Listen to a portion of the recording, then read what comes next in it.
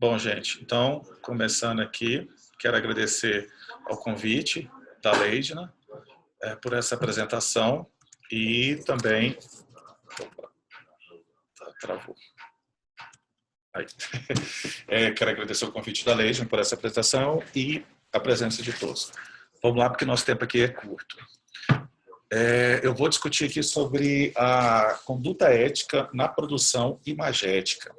E a imagética aqui eu considero como toda a produção fotográfica e cinematográfica. E a fotografia, indo um pouco na epistemologia da palavra, ela vem do grego foto, que significa luz, e grafia, que significa pincel, desenho ou escrita. Então, em suma, fotografia significa o desenho da luz, a escrita da luz. E como sendo uma escrita da luz, isso significa que ela traz toda uma codificação de linguagem. E o cinema também vem do grego, que significa kinema, que significa movimento. E o cinema, então, ele nada mais é do que uma técnica de projeção de imagens que criam a ilusão do movimento. E isso, então, amplifica bastante a narrativa. Não está passando. Aí.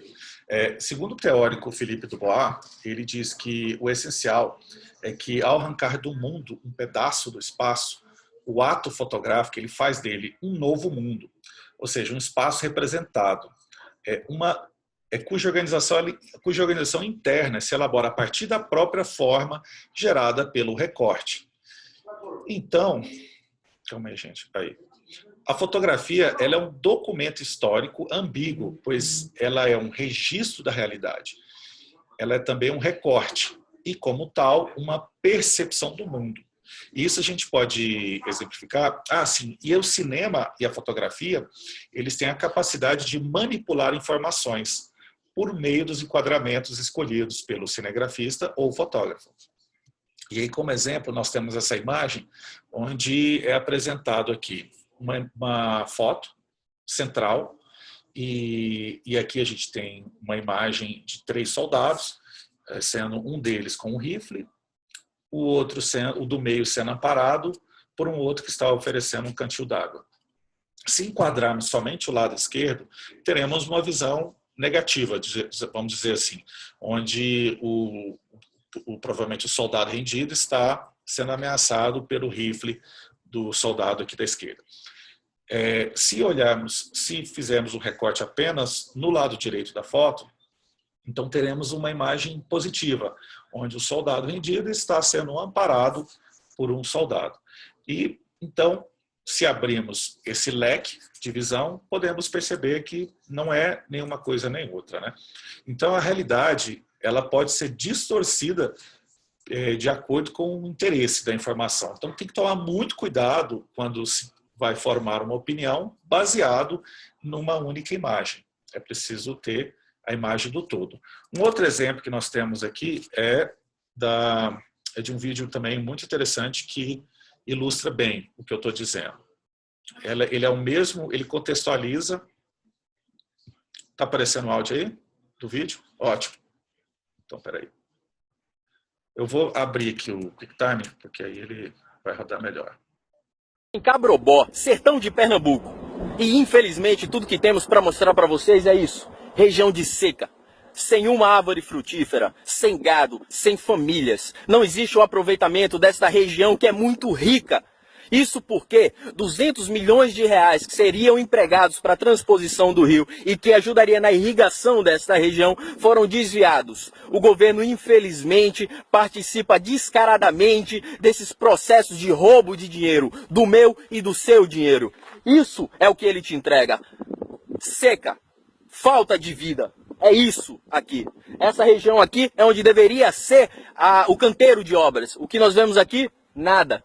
Infelizmente, esse é o governo federal que temos hoje.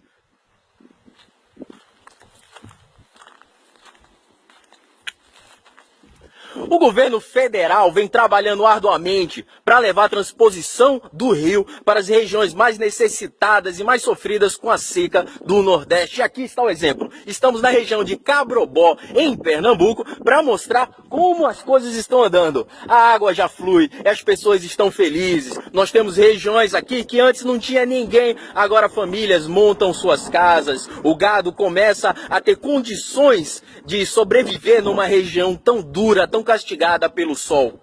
O governo federal trabalha por você. O que eu quero com esse vídeo é dizer para você que um fato ele pode ser mostrado de dois modos diferentes. Eu posso no mesmo momento falar mal do governo só mostrando o que eu quero, ou falar bem do governo só mostrando o que eu quero. E neste caso, temos algo bom e algo ruim. A mídia que você escolhe para ser a base das suas informações é que escolhe o que vai mostrar para você. A mídia não é imparcial. A mídia mostra só o que ela quer mostrar. Infelizmente, algumas pessoas se baseiam suas informações, suas escolhas, com base apenas em uma via de mídia. Não façam isso. Leiam todos os pontos. Procurem saber de todas as notícias, todas as reportagens, pois muitas vezes nós somos enganados ingenuamente por pessoas que querem só mostrar o lado ruim ou só mostrar o lado bom das situações. Procurem se informar, mesmo que seja por vias de informações que não têm o mesmo pensamento que o seu. Se você é pró-governo, leia o que as pessoas contra o governo têm a dizer. Se você é contra o governo, leia o que as pessoas pró-governo têm a dizer. Procure se informar, porque a informação é que liberta o homem, o conhecimento que liberta o homem. Não basta saber só de um lado, tente saber os dois lados da moeda. Valeu. O que o vídeo demonstra é basicamente o exemplo citado acima.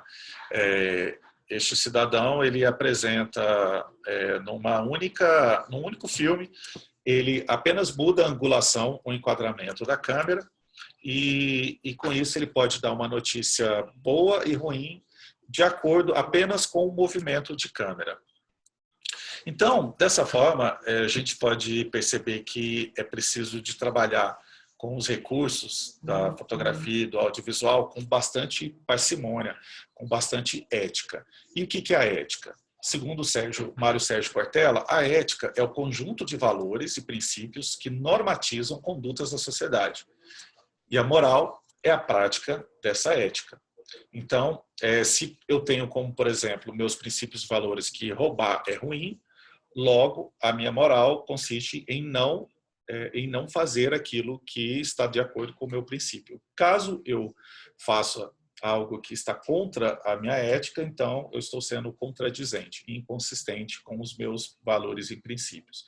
E isso recai, então, no que o próprio Mário Sérgio Cortella simplifica de uma maneira bastante divertida, quando ele diz que a ética é o seguinte: tem coisa que quero, mas não devo. Tem coisa que devo, mas não posso. E tem coisa que posso, mas não quero.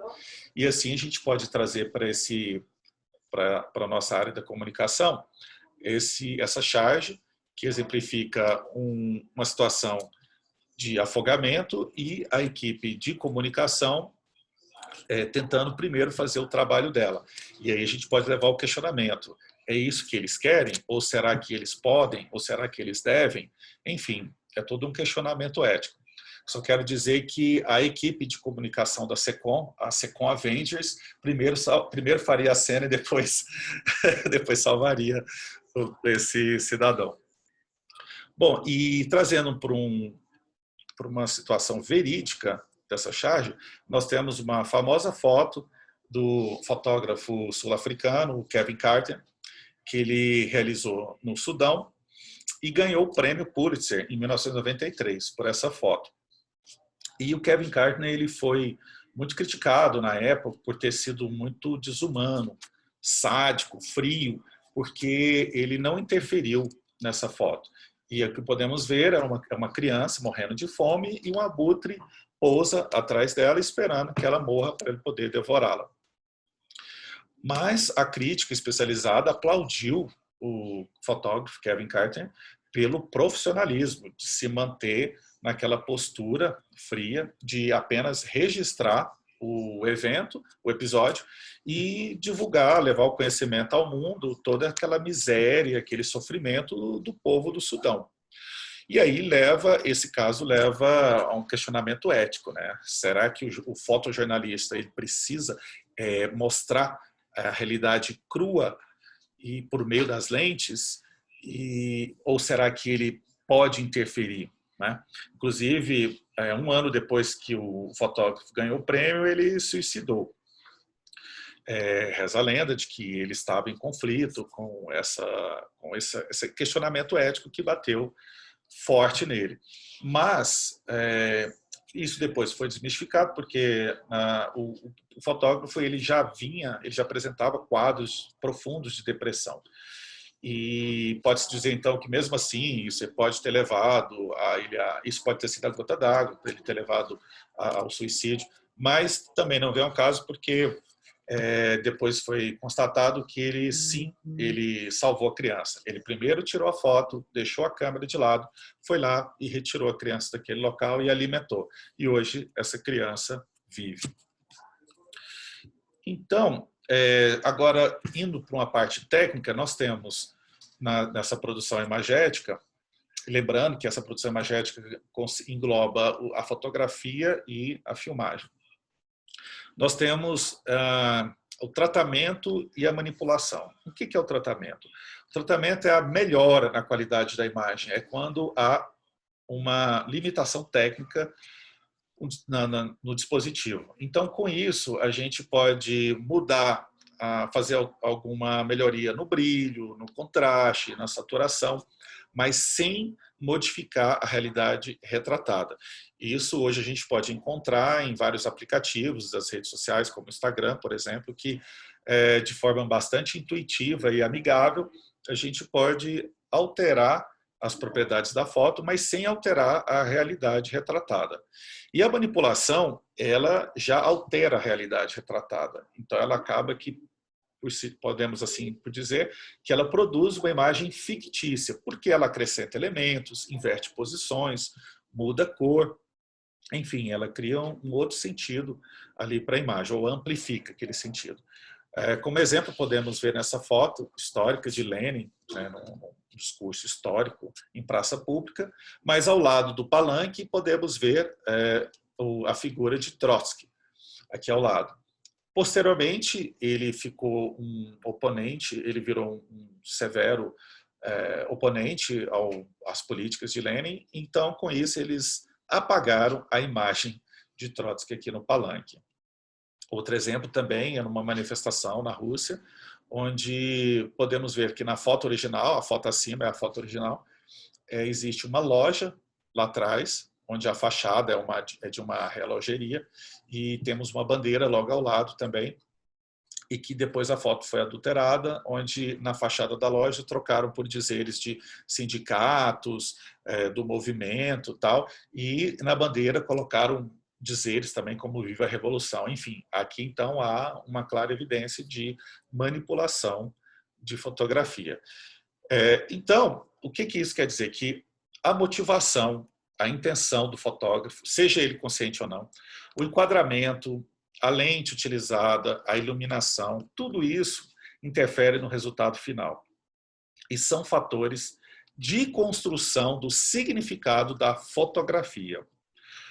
Como podemos aqui ver também, essa foto aqui é da chegada dos Estados Unidos no Japão, em plena Segunda Guerra Mundial. Então, eles fizeram essa foto do hasteamento da bandeira. 5 semanas depois, praticamente, né, um mês e meio depois, os Estados Unidos eles conseguiram vencer a batalha e essa foto foi apresentada para o general. E ele não gostou do aspecto da foto, ele achou que não estava muito legal e pediu para que voltassem à cena e refizessem essa foto. Então, os soldados voltaram para o local e tiraram uma nova foto. E aí, inclusive, muita gente até questiona, fala assim, Mas essa foto, será que ela é verídica? Por que precisavam de 4 soldados para hastear uma bandeira? Será que esse mastro era muito pesado? E aí dizem que era porque eram só 2 soldados que estavam hasteando a bandeira, mas estava um vento muito forte que estava atrapalhando, e aí os outros 2 soldados correram para ajudar, e nisso o fotógrafo, posicionado a 10 metros, conseguiu registrar essa imagem. E isso virou um símbolo representativo da vitória das forças aliadas e, sobretudo, da força norte-americana na Segunda Guerra Mundial. Então, isso demonstra que a fotografia ela tem um cunho político muito forte, né? Tanto que fotografias de cunho político elas podem ser utilizadas para ressaltar, modificar fatos históricos, ou bem como exaltar ou desacreditar líderes políticos. Um exemplo, numa corrida eleitoral estadual, podemos ver quando alguns veículos pró Marconi Perillo, eles divulgavam as pesquisas como o Marconi Perillo em primeiro lugar, então com um semblante sorridente, feliz. Em segundo colocado, o candidato Iris Rezende, já numa expressão bastante ruim. E em terceiro colocado, o candidato Vanderlan Cardoso, com uma cara assim de não muito satisfeito, e em quarto lugar o candidato Washington Fraga com uma cara de um semblante de desespero, né, por estar em último. E já outros veículos que eram pró Iris Rezende já divulgavam a imagem do então candidato Marconi Perillo com uma cara não muito boa, e do candidato Iris Rezende já com um semblante feliz, sorridente, confiante, e aí a gente pergunta, inclusive, espera que deixa eu fechar aqui, em 10 minutos encerro. E que com isso até enquadramento no candidato Rezende é um contra-plongé, que significa a câmera de baixo para cima, para colocá-lo como se fosse num pedestal, de maneira mais alta, imponente, confiante. E aí, qual seria a melhor maneira de se trabalhar? Eu acredito que nenhuma nem outra, né? O ideal é que se trabalhasse uma imagem mais neutra dos 2 candidatos. Por quê? Porque a gente precisa de ter um compromisso com a notícia. Então, seguindo algumas dicas de conduta ética na produção imagética, nós temos um compromisso com o valor da notícia, não publicar imagens visando interesse pessoal, de vantagens econômicas, evitar a publicação de caráter mórbido e sensacionalista, dar crédito ao autor da foto, não utilizar fotos de arquivo fora de contexto, tempo e espaço. Temos também algo muito importante, que é ter conosco termos de licença de uso de imagem assinado, para que sirva como resguardo legal. E esse termo ele pode ser por escrito ou pode ser gravado. E, inclusive, já aconteceu comigo de eu fazer entrevista com uma pessoa, e essa pessoa, eu não pegar o termo de licença de uso de imagem por escrito. E, posteriormente, essa pessoa ela queria vetar o vídeo. Aí eu fiz porque ela achava que estava sendo muito exposta. E então eu fiz uma outra versão, apresentei para ela concordou, e aí peguei o termo por escrito. E teve uma outra também que eu peguei, porque se caso você não tem um termo por escrito, você também pode fazer uma gravação. E eu pedi a autorização do uso de imagem da pessoa, ela gravou autorizando, eu filmei o depoimento dela, ok, agradeci, e no momento que eu estava um pouco mais abaixo fazendo uma outra entrevista, essa senhora correu atrás de mim gritando, produção, produção, e vetou a divulgação dessa imagem, mesmo ela tendo autorizado a imagem dela. Então, assim, isso é muito sério. E, enfim, então, para fotografar e filmar menores de idade sem autorização expressa dos pais também não é permitido, tem que ter por escrito ou gravado. Fotografar em lugares fechados da empresa também é necessário pedir autorização. Fotografar pessoas em lugares públicos, aí já é permitido, desde que o uso das imagens seja para interesse público, né? Porém, é preciso muito cuidado, né? Porque no ambiente onde se tem muitas pessoas, é muito complicado, porque ainda assim alguma pessoa ou outra ela pode processar por danos morais ou materiais. Por isso que é preciso muito cuidado para não invadir a privacidade ou fotografar cenas que podem causar constrangimento. Agora, num local público, onde se encontra muitas pessoas, é muito difícil, às vezes, você conseguir, numa imagem, agradar a todos, né? Então, para isso também é que é preciso, também um resguardo de que, se a pessoa estiver naquele local, subentende-se de que ela está autorizando também o uso da imagem dela. E então o cidadão ele autoriza, entre aspas, a publicação e divulgação do uso de imagem quando voluntariamente ele posa para uma foto ou aceita falar ao microfone. Mas ainda assim é sempre bom ter como resguardo esse recurso de ter um termo, uma assinatura, enfim, uma autorização por escrito ou gravado da pessoa. Por quê? Porque na Constituição Federal de 1988, no artigo 5º, inciso 10, existe o direito de imagem, que diz que são invioláveis a intimidade, a vida privada, a honra e a imagem das pessoas, assegurando o direito à indenização pelo dano material ou moral decorrente da sua violação. E a súmula 403 também, ela fala que se a pessoa ela se sente com a publicação não autorizada da imagem dela por alguns fins econômicos ou comerciais, enfim, cabe a ela ser indenizada. E isso aconteceu comigo certa vez, em que eu participei de um comercial onde eu fazia o papel de um aluno universitário e a câmera ela estava bem na minha frente, né? E eu levantava a mão, fazia uma pergunta ao professor, enfim, então eu estava numa posição de bastante destaque ali no vídeo. E, posteriormente, essa imagem foi utilizada numa campanha eleitoral, onde eu não permiti o uso dela. E, com isso, então, eu liguei na produtora, que usou indevidamente a minha imagem, e pedi uma indenização por esse uso indevido da minha imagem, né? E aí é o que eu digo, assim, quando... Isso também, na verdade, todo esse recurso jurídico de nada precisaria se fôssemos mais responsáveis com a utilização de todo esse material fotográfico e audiovisual. E aí isso me lembra um grupo no Facebook do qual eu fazia parte, um grupo de fotógrafos, em que um fotógrafo publicou a imagem de uma dançarina. E essa dançarina, não, obviamente essa imagem não é da dançarina, é só meramente ilustrativa, mas a dançarina ela estava numa posição que não favorecia muito a ela e com isso ela virou motivo de chacota do grupo. E as pessoas, eu fiquei estarrecido, porque eram colegas fotógrafos, homens e mulheres, ridicularizando aquela dançarina.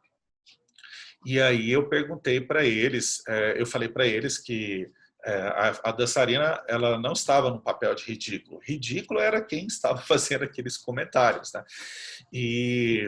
Mas aí o pau quebrou, muita discussão ali. E então eu perguntei, vem cá, essa imagem publicada é aceitável? E eles diziam que sim. Eles diziam que sim. Falei, bom, então e se fosse a esposa de alguns de vocês, a irmã, a mãe, ou se fossem vocês próprios? Será que vocês aceitariam? Então, é por isso que é preciso muito cuidado na publicação dessas imagens, porque ao clicar, ao filmar, exerça a empatia. Coloque-se no lugar da pessoa fotografada. Por quê? Porque ao registrar, o registro daquela imagem, ele permanece, dificilmente ele vai ser apagado. E aí, como diz o cineasta Chris Marker, a foto é a caça. É o instinto da caça sem a vontade de matar. É a caça dos anjos. Perseguimos, miramos, atiramos e, clac, ao invés de um morto, nós fazemos um eterno. Então, diante do poder desses recursos, do poder dos recursos, dos dispositivos audiovisuais e fotográficos, é que se faz presente a conduta ética nas relações da construção, da produção imagética. Muito obrigado pela atenção e quem quiser continuar esse papo, está aberto a perguntas ou pode me procurar depois por esses contatos, ok? Obrigadão, gente.